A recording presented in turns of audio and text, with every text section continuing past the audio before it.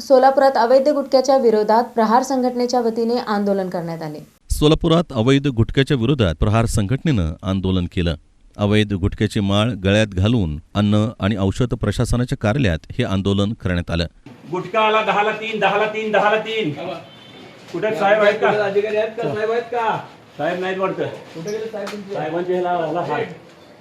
गुटखा 10 ला 3, 10 ला 3, 10 ला 3। साहेब इकडे शासनाचा गुटखा घ्या 10 ला 3। तरी मंत्री महोदयांचा फोटो आणि त्याला घातलेली गुटख्याची माळ आपल्याला प्रेझेंट देतो। दिलेल्या संबंधित लोकांवर जर कारवाई नाही झाली तर हाच गुटखा आम्ही आपल्या खांद्यावर घातल्याशिवाय किंवा आपल्या गळ्यात घातल्याशिवाय राहणार नाही, ही आपल्याला विनंती करतो। आज जे काही झालेलं आहे तुम्हाला पत्र देऊन 15 दिवस झाले, पत्र मिळालं नाही म्हणलात तुम्ही।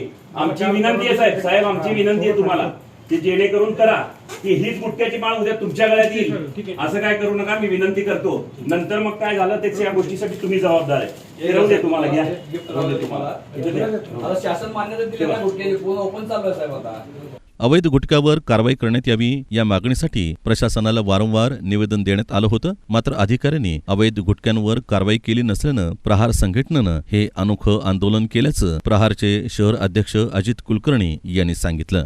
हे आपण पत्र पाहताय 20/6/2025 रोजी संबंधित अन्न औषध प्रशासनाला पत्र देण्यात आलं की जे काही कर्नाटक बॉर्डर असेल, इकडून इटकळ वगैरे असेल, अशा पद्धतीने महाराष्ट्रात किंवा जे सोलापूर जिल्ह्यात व सोलापूर पासून इतर आजूबाजूच्या गावामध्ये जो काही सुगंधी सुपारी असेल, तंबाखू असेल आणि गुटखा, आता जे बघितलं आपण हिरवा गोवा असेल किंवा हे विमल वगैरे असेल, या पद्धतीचा गुटखा मला सांगा महाराष्ट्र शासनाने याला बंदी घातलेली आहे।